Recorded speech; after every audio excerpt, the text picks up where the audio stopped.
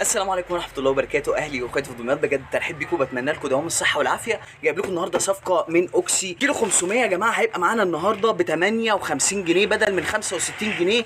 وانزل اسال عليه في اي حته في دمياط.